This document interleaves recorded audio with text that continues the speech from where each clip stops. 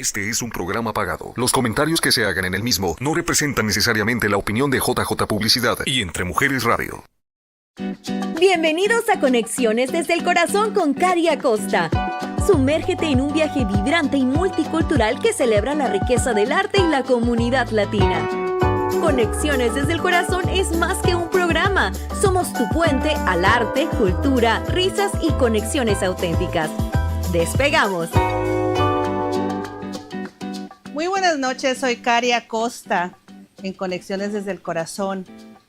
El día de hoy estoy súper emocionada porque tengo a una artista muy talentosa aquí en Conexiones desde el Corazón.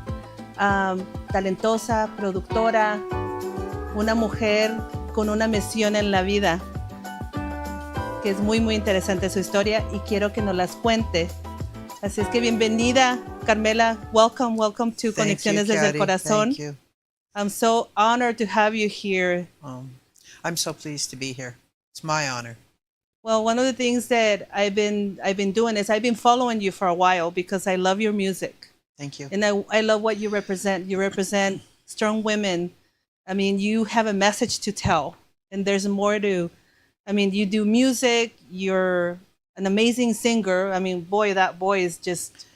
Thank you. It's amazing, but I wanted to get to know you, to have a chat with you, and for you to tell me your story. I want to get to your heart, porque de eso se trata, Conexiones desde el Corazón. Well, I'm here to talk. So let's get started Okay. with who you are. I know that you're Arizona born. I am. I'm a native.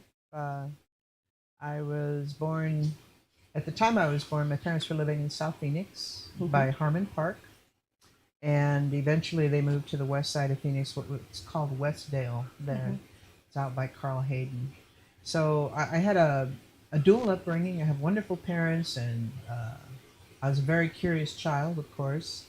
And my parents worked a lot at the time, so as I was growing up, I went to J.B. Sutton School. I was one of 8 Mexicanos that were there. Oh wait, Wow. 7 and 1 black kid. Wow. So went to school in the west side of Phoenix, and then after we got out of school, we'd get on a bus and I'd go to South Phoenix to stay with my nana until my parents would pick us up like at 10 o'clock at night. So I had this dual upbringing of, English was my first language, and got a great education, but I also got a great education, street education-wise, more than anything, when I got to spend time at my grandmother's house, con todos los chinitos y los negritos y todos. We'd all party down, so I had a dual cultural thing happening when I was a kid, and I love it. It's amazing when you grow up like that, because Yeah. it teaches you a lot of things. It does. La calle, la vida es el mejor libro, el mejor manual para vivir la vida, ¿no? Oh, yeah. Eso es tan importante. So The life lessons are amazing. exactly. Yeah, my nana was amazing. So tell me about your nana. My nana Carmen Reese, she lived off of 2nd Avenue in Tonto. And she was pretty much a staple in the community. She helped everybody community-wise. If you were hungry, that was the place to go. She was going to feed you. Or if you needed to be taken care of. I mean, kids were being dropped off all the time. And there was 11 of us. There was 10 boy cousins and me, 1 girl. So you talk about life lessons, see? But it taught me to be strong. I watched her, in particular, take care of everyone else. Since I was the only girl, I pretty much took care of myself.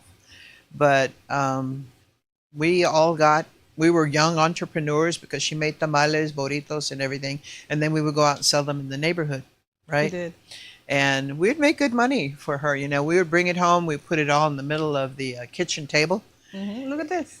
Yeah, my nana, there she is. That's my mom, my dad, my younger brother, my nana. But we would put all the money in the kitchen table, and then she would just say, take what you think you earned today. So that was like, wow, what did I do? And do I deserve this? And I would take a dime or a nickel, sometimes a quarter if I had a good day. But it was totally up to us. She left that up to us to make up our own decisions. Wow. I love that. And that molded you to be the person probably you are now. Probably. You know the value of money. I do, and I think I'm very fair with money, and especially with my musicians or shows that we put together, or if there's a good community message. I am an artist, I'm a musician, and if I charge for my performances, that's fine. But if you come to me and there's really a need, you don't have to give me any money at all because we're all going to do it together, right? Right. Just like you do. I know that you work very hard in your community, and that's what it's all about.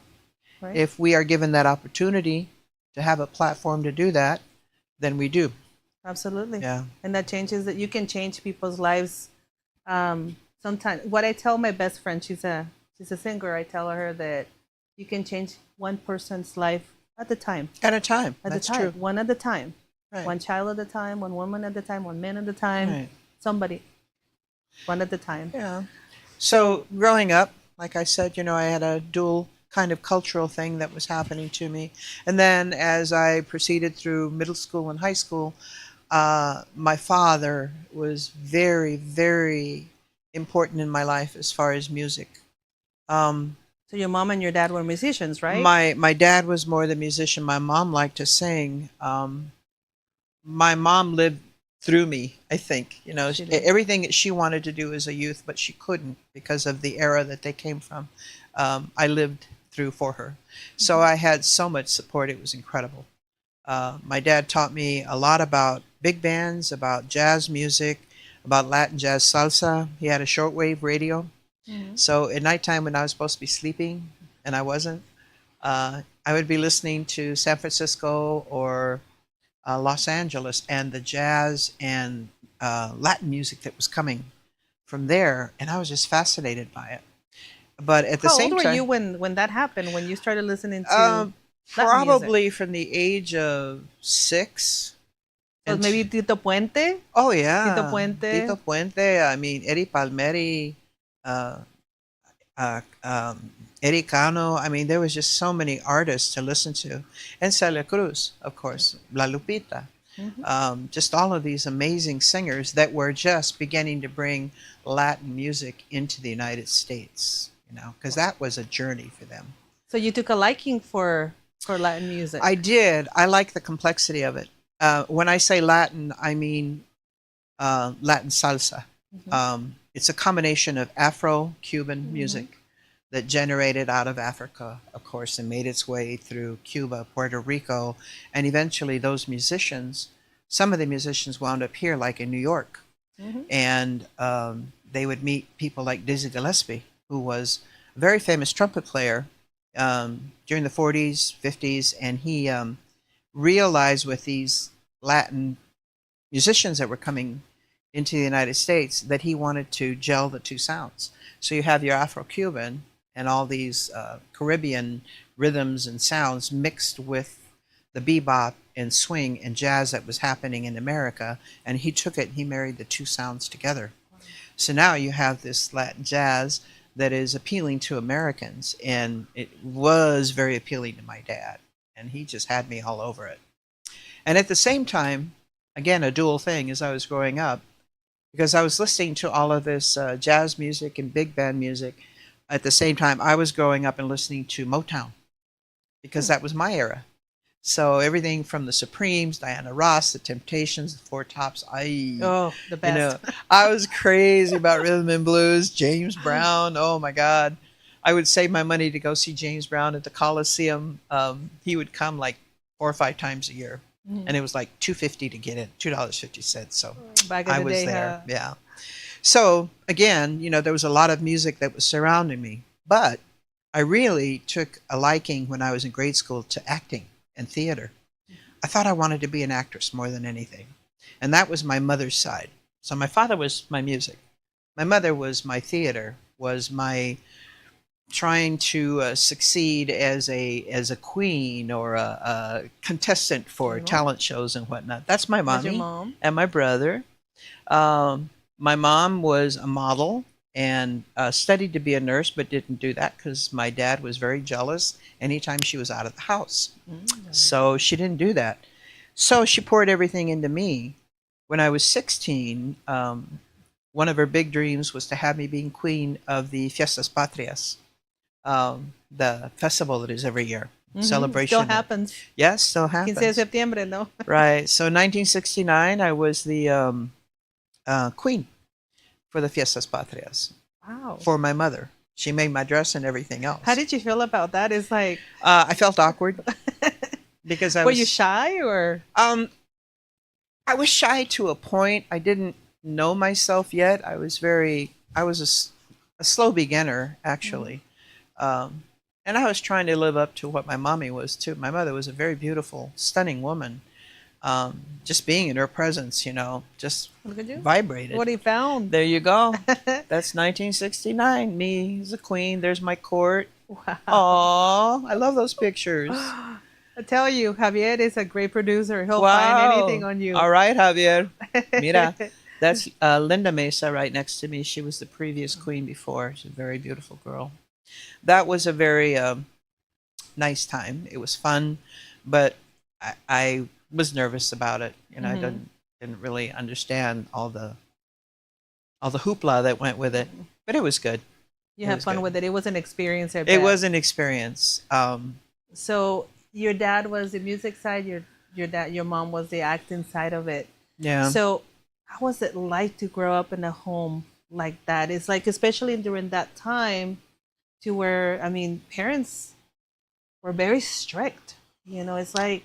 Not mine. I mean, they were strict to a point. I think my parents really knew that they had an artist in me, and encouraged me and made me a very strong person, especially my mother. She taught me how to respectively don't take no for an answer. I mean, somebody will say yes eventually. It only takes one yes. And if somebody's going to make fun of you or whatnot, get over it, because she taught me a very big lesson when I was very young is, you don't know where these people come from, where kids come from, what they're going through at home, who they are, have they been mistreated or something, try to be as open and giving as you can.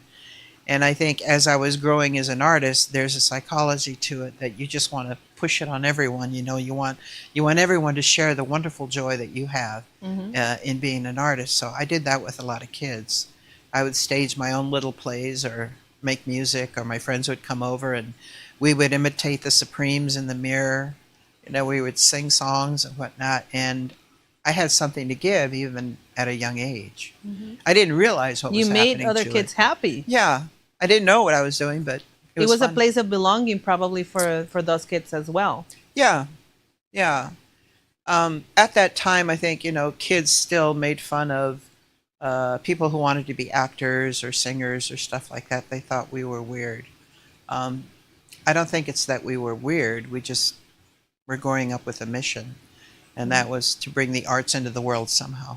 That's awesome, especially to go through, to be that kid that does that and that knows the world needs more of that.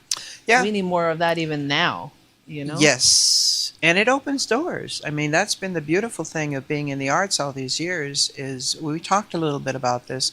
When you have a platform that allows you to be on a stage and talk to people, sometimes thousands of people at a time, or on the airwaves or on TV, and you can relate messages, you can give out messages of support, you can fascinate people, with a song. If I think, to me, singing is like poetry in motion.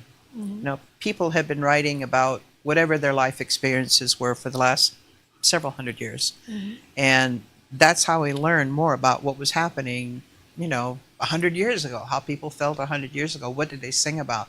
It's all reflective of history. So I get to be part of that. I recreate that every time I sing. And it comes out across in my songs sometimes. I have a message within the song. I believe in the song and I want to sing it.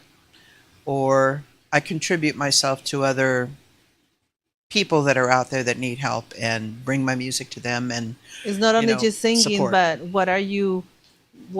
what's the feeling that ¿qué transmites? ¿Qué le transmites a la audiencia también? Right, ¿Y qué right. sentimientos les puedes despertar, no? And it will. Music, the second you hear it, and then people think about this, every single day there's music in your life from the minute you wake up. It could be a commercial on TV. It could be the radio. It could be somebody singing or whistling. I mean, it's all there. And it immediately gives you respond to it, you know. And is it going to change you? Is it going to make you laugh? Is it going to make you cry? Is it gonna make you sad? Is it going to make you sad, or is it going to make you happy? See? You know, remember the song that came out, Happy? When it came out, everybody was happy. Oh yeah. I thought that was, you know, that was incredible. How awesome to write a song like that, and it instantly affected millions and millions of people. Yeah. It affects. I mean, music can definitely affect you big time. So, when was the first time that you did a performance? You know, how old were you? I was 14. 14. I was 14, and I had just met a young man. His name was Jim Daly. He was a bass player. And he asked me to sing a song in his band that he was putting together. It was a terrible band at the time because it was brand new. But we played for a wedding ceremony after people got married. We sang some Beatles songs. That was my first appearance. And then after that, it was at 17 that I started rehearsing and knowing better musicians and being able to understand the art of being in a band, which is a big responsibility. Were you the only girl in the band? Oh, yeah. You were? Yeah. In How'd many you of the feel- bands. How did you feel about that? I loved it. You did? Yeah. They treat you special. That's you know? great. They think you're a doll and you're going to fall apart. Little did they know. I didn't know you were strong. I built the doll. I built the doll. Yeah. Throw me to the walls. Yeah. No, I liked it. And it gives the band a different temperament. I think working with a lot of male musicians, there's a lot of testosterone going on. But you can dedicate or implant some nice, you know, tenderness, and they respond different to each other. You know, Absolutely. when women are in the room. And we're That's wired not the different, case so- now. That's not the case We're wired a now. little different, so Yeah, we are. so it's what we can. It's like it's just amazing how we women can bring so many different things, and men too. You know, I think we have to value both of us. Right. You know, so you at 17 is when you did second performance, and then how did you decide? And you said, "This is the route that I want to take. This is the career." It was, like I mentioned, when I was in grade school and high school, I did a lot of theater. And I really thought that's what I wanted to do, more so than music, because I didn't think I could really sing. But when I was doing theater in college, I was at Phoenix College, and I did some musicals, which I had never done before. I had done a lot of theater, a lot of acting, but I'd never done a musical. And I realized that I could somewhat sing. And so again, the boyfriend that I was still with, we went professional. We formed a band and we started performing around Phoenix. And my first music that I performed was rhythm and blues, R&B. Rhythm and blues. A lot of R&B. Wow. I did that for about 15 years. I sang What was with, the name of the band? It started with Vintage, his band, and then from there I went in to fill in for a singer who was pregnant at the time. Her name was Alice Tatum, a good friend of mine, and they were singing at the Sun Devil Lounge in Tempe. And she was pregnant, so she needed somebody to come in for a couple of months. So I joined their band temporarily. I was hooked because the band was awesome, the R&B was awesome. I was blossoming as a singer. I wasn't an incredible singer, but I was a good singer. Why did you say you were not an incredible singer? I guess when I was younger, I really thought that everybody had to be a soprano, and I'm not. I'm an alto. Okay. So even to this day, you know, arranging music for me can be a little bit difficult for my musical director because I don't have that range. So I always thought that to be a superstar, you had to have a voice like Shaka Khan. You know, I can sing her stuff, but not like Shaka. Right? And it's your style too, and the sound of your voice as well is different. So, but I started in rhythm and blues, and from there I blossomed into jazz, another format that my dad taught me, and I started doing a lot of the American Songbook, you know, singing songs by Dinah Washington or Ella Fitzgerald, Sarah Vaughan. I did the roots of jazz. I did a lot of things like that, and I still add Latin jazz into my repertoire now, you know, because I love it. And then from jazz and rhythm and blues in 1988, I left all that behind and I started a Latin jazz salsa band. And I still have that today. It's Carmela Mas. Carmela Mas. Okay. And it's gone through a lot of delicate positioning, I guess you could say. What was the most challenging part of forming a band, a Latin band? A Latin band. Well, let's talk about that. The hardest part when I first began,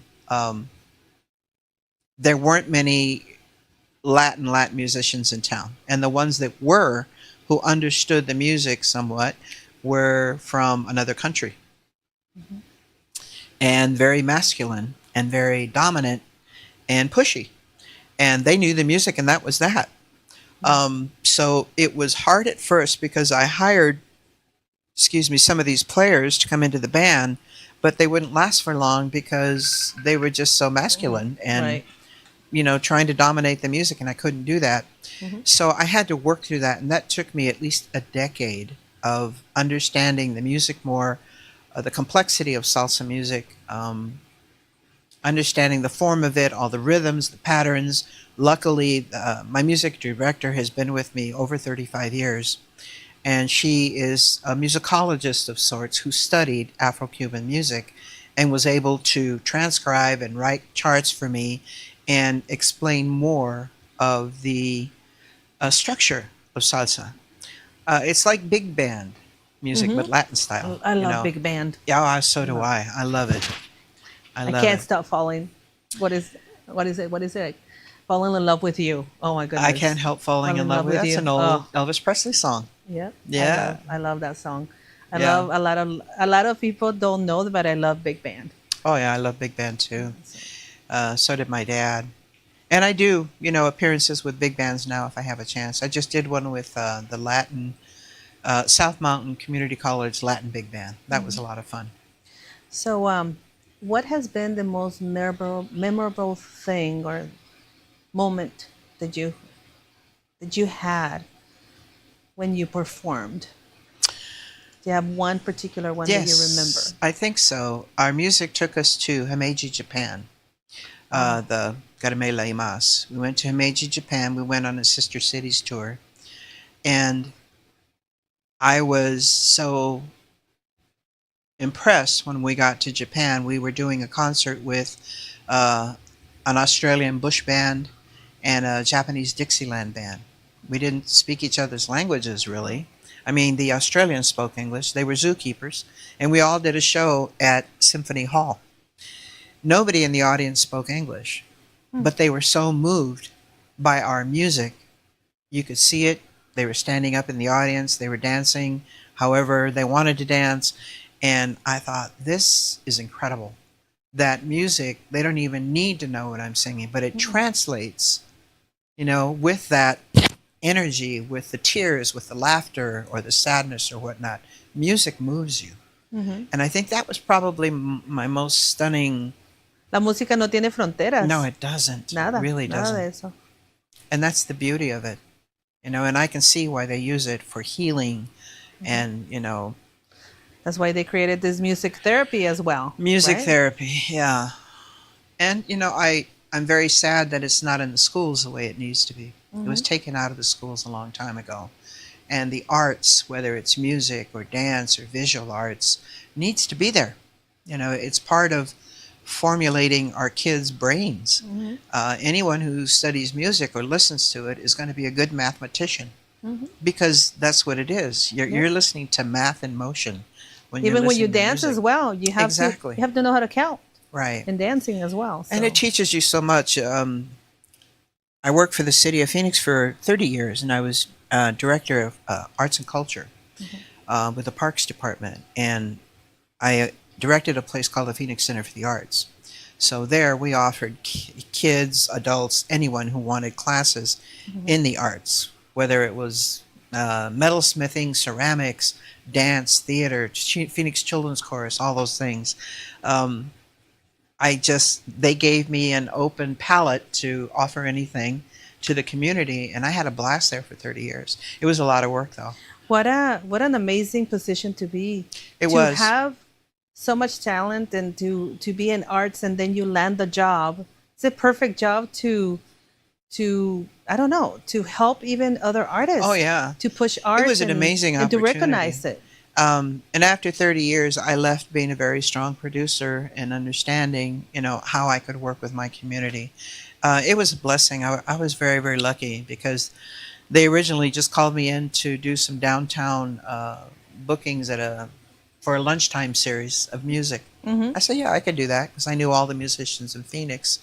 And then eventually I went full time and I wound up working with the Phoenix Symphony for 15 years and directing the center. And I just grew. I think What an amazing I was just position. ready for it, you know. Wow. It was definitely for you, and I'm very sure that you changed a lot of things in the community. I hope that so. I mean, position. we created a lot of incredible programs from the Phoenix Children's Chorus, Latino Institute, City Jazz Big Bands, all these opportunities for kids and adults and for special needs. I mean, and mariachi. We even had mariachi classes. You did? String classes. Wow, Oh, yeah. That's awesome. Yeah. And I try to keep a lot of that outreach and those concepts within what I do now. I have my own production company. It's called Moss Productions. And through that, I can recreate a lot of educational formats, conferences, all that kind of stuff I love to do, as long as it benefits the community. I can pick and choose now because I'm retired. So I was sort of restricted before when I was with the city because I couldn't do it all. But now I can just pick and choose what I want to do. You had to go through the red tape and That's the right. politics. Well, and you all know, that. working for a city, Yeah. municipality is very, Absolutely. it was tough, but I loved it. And I'm so thankful I had that chance to grow like that. That's great. So that continued to form you to be where you are and to be able to be that como ese puente que entrelaza la comunidad es tan Right. importante. Right. Esa es la razón por la que existe Conexiones desde el Corazón. ¿Me puedo Right.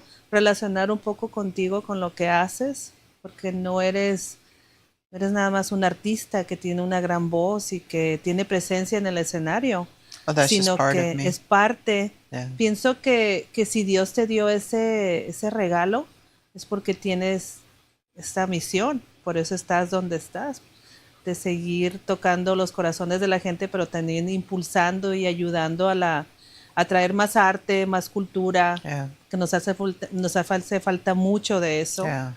Y ahorita en estos tiempos se está viendo con las redes sociales, se están perdiendo muchas cosas. Las generaciones, nuestros hijos, tenemos que hacer muchas cosas para regresar y seguir inculcándoles cultura, arte. And we have a lot of work to do, you know, being Latinos, Latinas. We have a responsibility, Sí. you know, to keep growing this and not to be afraid of it because I think most of the community has felt like they have been restricted or pushed back. Well, nobody can push you back. Only you can push you back. Claro. And I think that's what I try to teach the kids when I work with them. Especially if they want to be a professional musician, I tell them, you know, 50% of your talent is, you know, your music. The other 50% is music business and community. Exactly. You're not going to make it otherwise. Exactly. And you need to understand what all of that is. So don't just grow yourself as a musician, you know, because you're going to be up against thousands, millions of other guitarists or piano players. Well, what are you going to do with it? Exactly. Yeah. I totally agree with that. I think that once you grasp that, sky is the limit. There's so Yeah. much that you can do. So Yeah. So now, what are you excited about the most these days? Tell me a little bit. Right about now, well, I am producing a big show, co-producing a big show with my musical director at the MIM Museum. It's the Musical Instrument Museum in North Phoenix. It's a very prestigious theater, and this is our 5th show there. So we're producing that, and what I'm doing with that is we are celebrating Latin women in music across the Americas. Wow! So from Celia Cruz, Shakira, Selena, Rocio Ducal, Shakira, J-Lo, Lila Downs, Olga Tañón. So we're going to do all of that music, and we're using the Latina singers in Phoenix to do it. Not just me, but I have the opportunity to pull in the girls who have been keeping Latin music going in Arizona for decades. So we have people like, you know, Mary Hurtado with the Straight Up Band, Marisa Ronstadt. I know Mary. Do I've known you? Mary for a long time. Mary and I get down. We have a production company together too. It's called Flying Chancla. Wow, that's amazing. But yeah, what a small world. It's Mary. I've known her probably maybe 20 years. Yeah. And Dina Lopez, Marisa Ronstadt, Mary Hurtado, Diana Lee, which is a Latina jazz singer, started in R&B here in Phoenix. Ballet Folklorico Quetzali, the Nice Moves Dance Company. Michelle Ponce is our narrator, but it's all these women putting all this talent together, all these Latina women, and celebrating the music of the artists out of the past. How exciting. And current. It gives me a little bit of chills just to think about it. I'm already, yeah. You're telling me all this in mi cerebro. ¿Sabes cómo funciona? Me estás contando una historia y yo me estoy imaginando todo. Soy bien soñadora. Yeah. But it's a great opportunity. And that's what I mean. I can almost do anything I want to do now. There's going to be a volume 2 and 3 because there's so much interest. It's already sold out. It sold out a month after it opened. So we're excited. And we're going to be doing a lot more like that. So what is it to collaborate with other women that are doing this? How? It's awesome. And it's funny how you still learn every single day. There's not a day that goes by that I don't learn something. And musically with these women, the rehearsals that we've been having recently, this show is next Saturday, but our first rehearsal with all the girls was like, oh my God, it's amazing for all of us to sing together and to listen to what they've been doing with their craft for decades, Mary's an incredible singer. Oh, yeah. So absolutely. is Marisa. She'll be doing mariachi. And Dina, oh my God, Dina Lopez, that girl gets down. Yeah. So we're using my band, which are very, very good musicians. They're my salsa musicians, but they also play every genre there is. And they read music, so it makes it easy for us to back up other singers or other shows that we put together. So besides being a producer and doing concerts, things like that, they're all educational. If you go to this show, on the screen you see the history of Celia Cruz or the history of Olga Tañón. The narrator goes into their life and how they became singers themselves, and then boom, it goes to the singer. So it's exciting. Other things that I want to do, podcast, I mentioned that a little bit earlier. I want to try to reflect not only Latino artistry in Phoenix, but in other areas of Arizona. Maybe there's somebody in Eloy or Superior or somewhere else out there in Pima County or whatever that we should be tapping into and featuring them to the community, letting them know that there's art. That you're there to support everywhere. them. Exactly. That's very good that you're going to do that, because there's so many people that don't even know where to start. Right. That they have this amazing talent, and I mean, instead of closing the doors, is opening those doors for arts and for people that have talent. I'm It's lucky. just amazing that you get to do that. Yeah. I'm excited for you. I can't I'm wait excited. I can't wait to see all the things that you're going to do. Like I said, this is why Conexiones Desde El Corazón was born, because I just felt that we really needed to have, I wanted to be that support, that bridge that connects the artists with the community. That's good. So we have a similar message. Exactly. Maybe there's a reason why we met. And Right. I hounded you down for a little while. You called me and I went, oh yeah, sure. Who is this girl? I don't Yeah. know her. Who are you? You were probably, this is Kary, and I'm really persistent. I'm very persistent. No, I've been like that since I was a kid. So, but when I feel that kind of energy, I have to respond to it that's good. because Well, we're obviously feeling the same thing. Absolutely. And that's when good things happen. I definitely feel that there's a reason why people meet along the way. There's a reason. I mean, I think that there's like a master plan that is being orchestrated. Oh, I wouldn't doubt it. We don't even know about it, but things just happen for a reason. Yeah. I truly believe that. So I'm definitely honored. Like I said, I mean, you're definitely a legend, and there's you. so much to learn from you. Thank so you. much that you are continuing to give the community, which is really exciting. So now, let's say that there's someone in the audience that wants to get into music. What is your recommendation? How do they get started? What do they do? It really to make depends it? on what level they're on already and how much they really want it. It's not an easy craft. Any kind of art form requires a very personal attempt to make it successful. Nobody else can do it but you. And if you really seriously want to be a musician or a performing artist, study music. That's the first thing. And I wish I would have been able to do more of that when I was younger. I didn't. I don't. I read music, but not fluently like my musicians do. But I think it's very important that they understand the technicality of what they're trying to do. And then get out there and hear as many artists as you can. Experience that. Go to festivals. Have your parents take you to concerts. Go to the symphony. Go to outdoor concerts at the parks. You know, hang out where that music or that environment is at so you can realize what it is. But more than anything, you're making a big decision to change your life forever. Because a serious musician is going to have to be practicing every single day of their life till they die. Es un compromiso para toda la vida. Yeah. Es como si estuvieras casado con la música, ¿no? Yeah, yeah, Estás yeah. casado con la música, más That's bien. exactly what it is. Sí, es una relación. Oh yeah, it's a relationship for sure. But study music and then, you know, look for those opportunities. There's a great school in Phoenix called the Arizona School for the Arts. If you got some kids that really, you know, if they want to be in music, have them go to school there. Qué bien.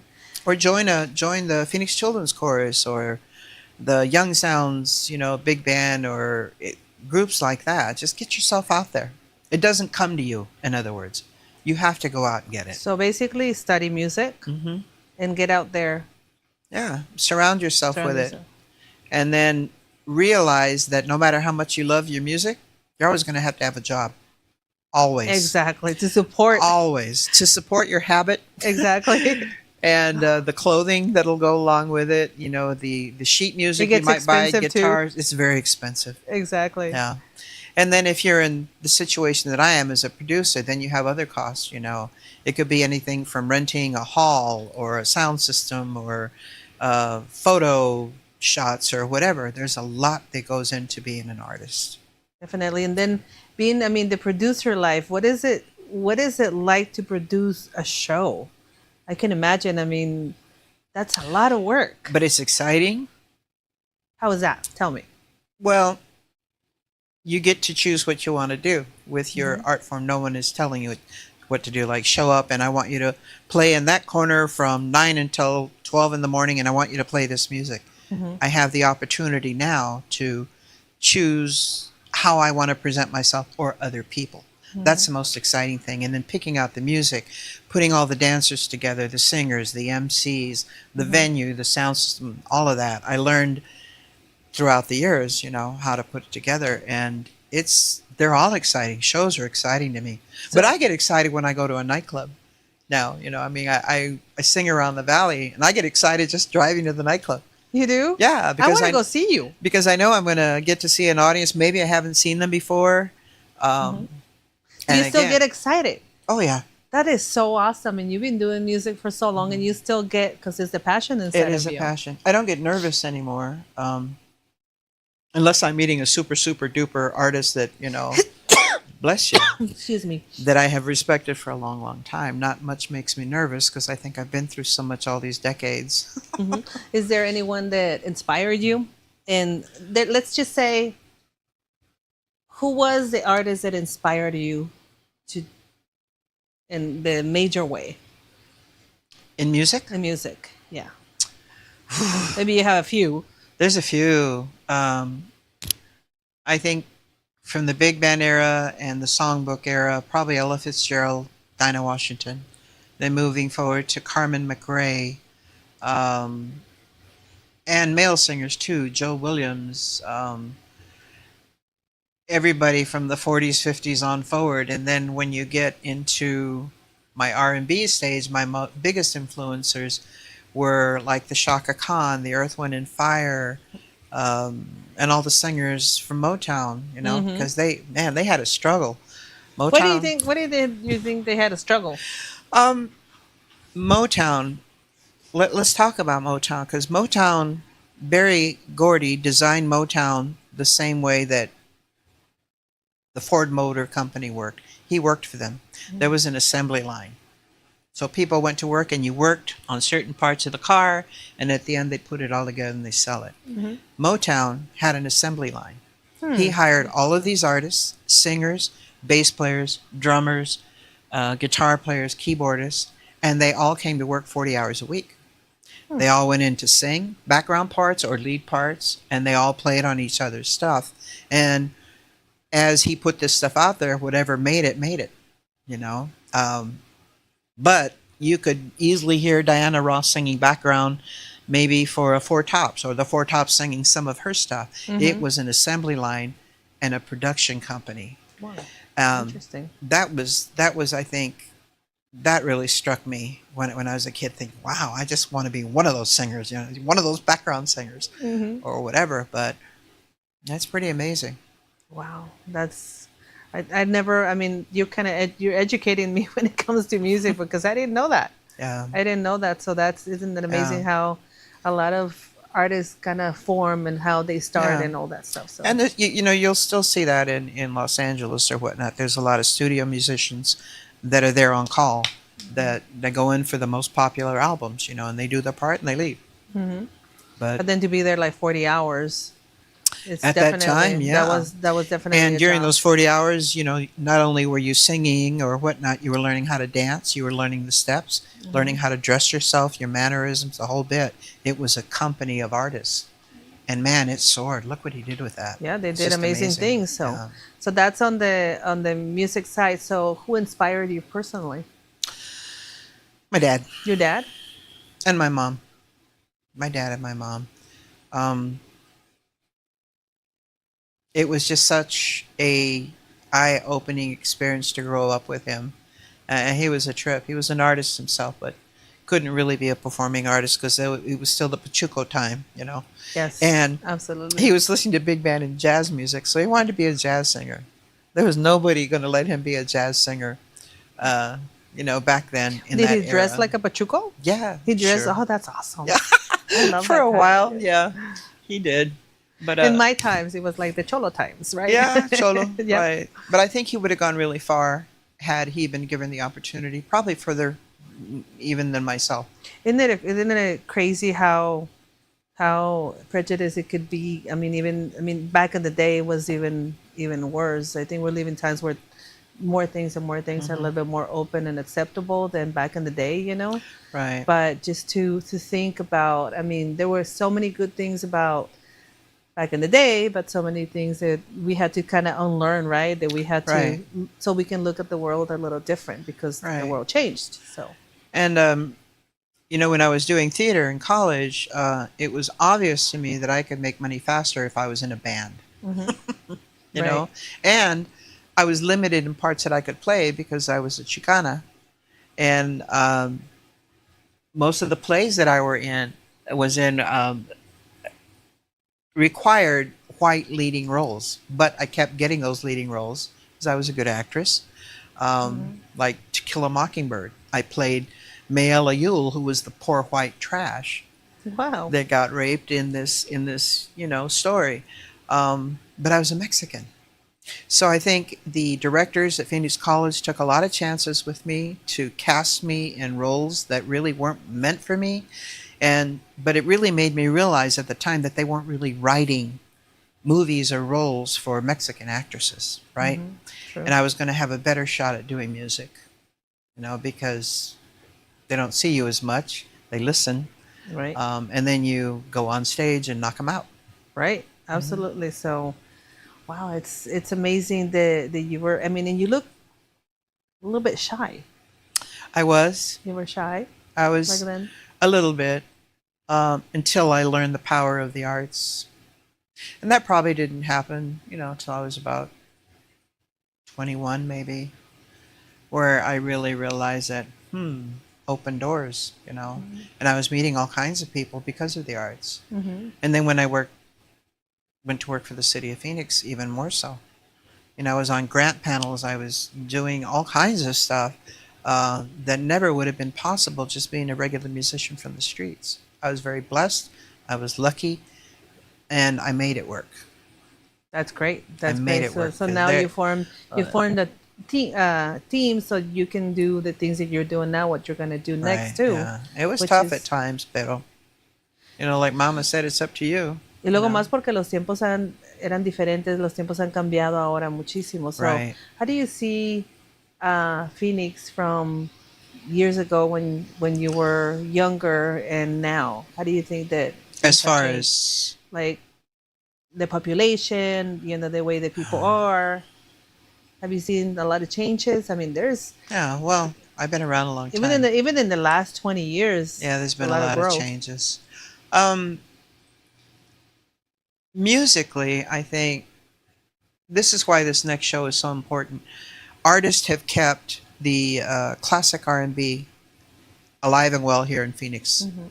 Like when you look at your straight up bands or Power Drive or Rhythm Edition, all those, they are taking this music out of the past, and kept it alive, and it is still very strong. And their kids are listening to this. I mean, when the kids turn on the radio, they're listening to Mega. They're listening to the funk or classic, R&B out of the past because they have no music now in the future. Mhm. They do, but they don't. I'm a little perturbed by performers like Bad Bunny or Pitbull Me too. that I think they've done tremendous things as far as the awareness of Latin music and who we are as Latinos, putting us out there. Mhm. But I think they have a responsibility to be careful about the lyrics that they're delivering because our little kids are listening to this. Exactly. And they grow up thinking that it's okay to swear or to demean a woman and whatnot. That I find very upsetting. So I am very proud for what they're doing, and I wish them well, but I also wish that they would pay more attention, to what they're doing. What they're bringing to the world, because it's not only adults that are listening to it, it's kids. You're right.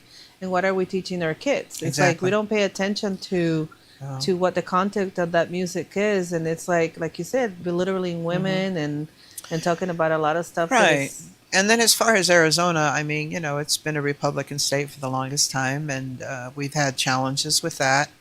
I think I still find that the Latino community is very nurturing and caring about their kids still and wanting to make sure that they have the best of life. And other people or other cultures, and I have to refer to, our little gringuito friends, are so caught up in the technology and this and that. And I think they get lost in that.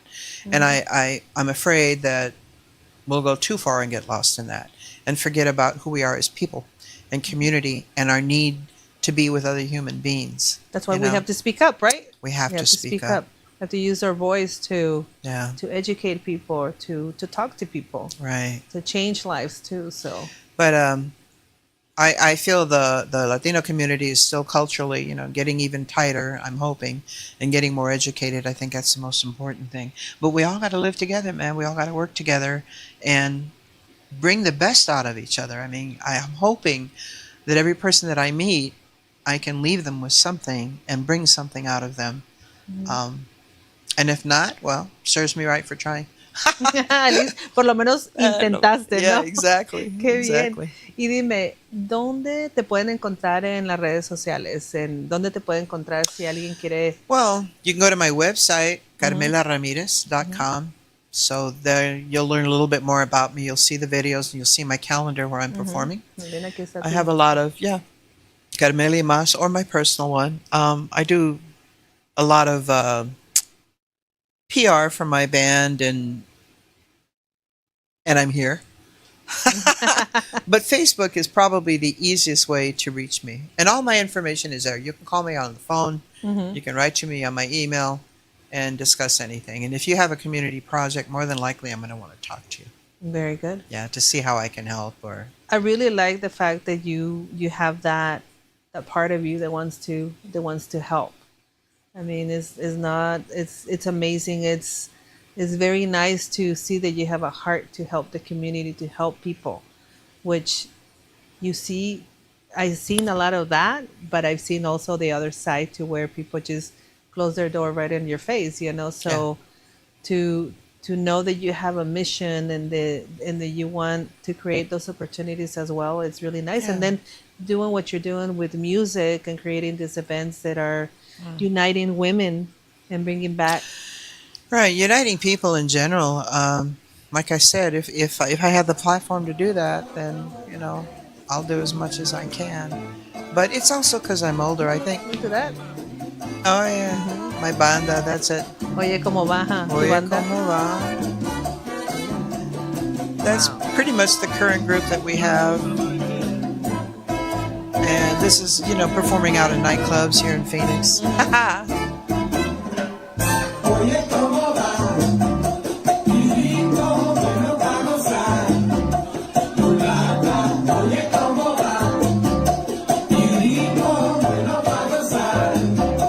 Ya me vas a poner a bailar, hombre. Yeah. Me encanta la música. Yeah, me too. I have to behave, porque si no empiezo a bailar. Me too. Qué bien, qué bonita, qué... Well, like I was saying, I'm older now, and I think, you understand as an artist, especially when you're much older, how much you can really give and what you can create and bring people into that mix. I think when musicians are first starting out, you're so concentrating on what you need to do that you don't have the time to take a look at how you're impacting people. Por eso es bueno también que tengas, yo siento que es muy importante que tengas un balance en la vida y que tengas a alguien que pueda ver también por ti. Right. Eso es importante. Te iba a preguntar también, ¿cómo balanceas tu vida personal con todo lo que haces? Porque haces un montón de cosas. ¿Cómo le haces? How do you do it? Well, I have a schedule pretty much for myself. You have a daily. pattern, a I have a schedule? pattern. I have a puppy right now I'm raising. It's a schedule for myself as far as keeping my health going. I am older and I have to stay strong and be able to front a salsa band and sing and dance and all that kind of stuff. But it comes to me much easier now. Again, I don't have to work 40 to 60 hours a week the way I was. I can pick and choose what I want to do. So I'm in a very beautiful state of my life right now. If I want to rest, I can. If I want to create something, I can. But I'm very careful to make sure that I can do it because I'm a visualist. I like to put things together and piece them together, but I also know what it takes now to do it. If it's a concert, it's going to take a lot more out of me than just singing, especially if I'm producing it. It's the venue. It's talking to the managers. It's the advertising, the videotaping, the photo shoots. I mean, it goes on and on. But I'm very sure you have a team that is helping you, so you have to delegate certain things to Yes your and team. no. Really? Yeah. Why not? I do a lot of my own because it's expensive to do. That's true. I think the one who works most directly with me is my musical director, Rebecca Cannell. She's 50% of my music. You're talking somebody who puts all my charts together and music, selecting, rewriting parts and whatnot. I mean, she's amazing, and I can't do that, but I can do the management and production side of it, and I can perform. And then I have a good eye and a good ear for selecting other performers to bring them into stuff. But I pace myself. If I don't think I'm going to be able to pull it off, then I don't do it. Qué bueno, You know? porque también yo pienso que cuando te comprometes a algo y no lo haces bien, Right. ¿qué es lo que pasa con eso? Ya Yeah. la gente no va a creer en ti Exactly. y también te vas a quedar con ese sentimiento. Yo soy de la mentalidad de que puedes hacer todo lo que quieras en la vida, pero tienes que prepararte. Tienes que prepararte y tienes que saber que hay cosas que no son fáciles, que no vienen fáciles, pero no hay nada imposible en la vida. Nothing, ¿no? yeah. Nada es imposible. Right. Pero hay partes de la vida pues que van cambiando también, ¿no? Que no siempre va a estar una situación difícil ahí, ¿no? Si hay algún reto, me imagino también, porque en esto de lo que haces hay también muchos retos, ¿no? Porque estás trabajando con gente, con músicos. Hay cosas que son fuera de tu control, ¿no? Tienes un show y se te enferma un músico o no te llega. Or el músico. they're upset, or they fought with their wife, or quién sabe qué. O traen mala vibra ahí You por el have pleito to con be la able esposa. to be even stronger when that happens and just go up and above it, Sí, que help them get through qué it. increíble es todo lo que haces, Carmela. La verdad que es un honor grandísimo y básicamente este es el primer programa en inglés que hago. Yay! Bilingüe. Me estás dando la patadita de la suerte, como quien dice, porque lo he estado haciendo más en español. Así es que la verdad me sacaste un poco de mi zona de confort. Well, thank you. Así es que I I appreciate that.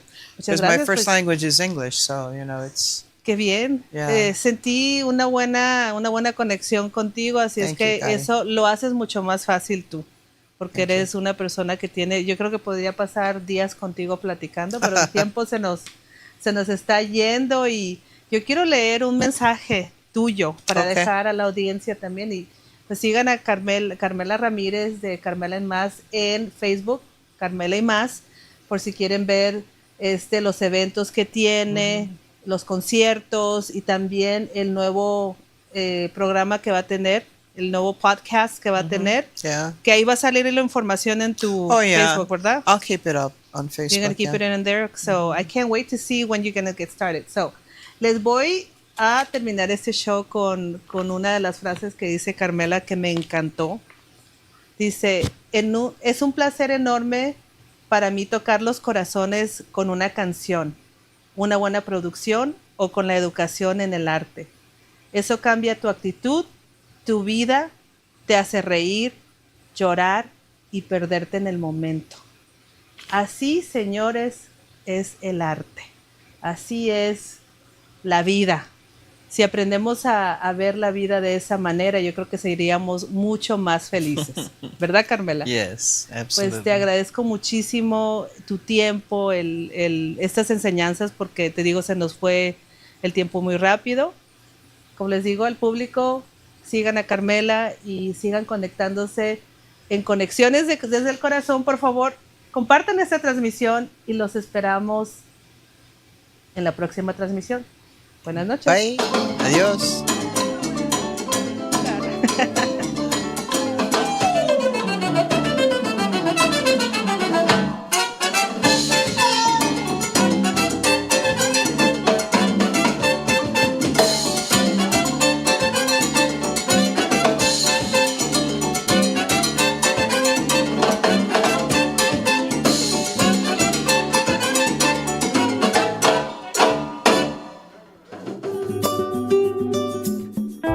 Conexiones desde el Corazón con Kary Acosta ha llegado a su destino. Acompáñanos en el próximo episodio. No te lo pierdas.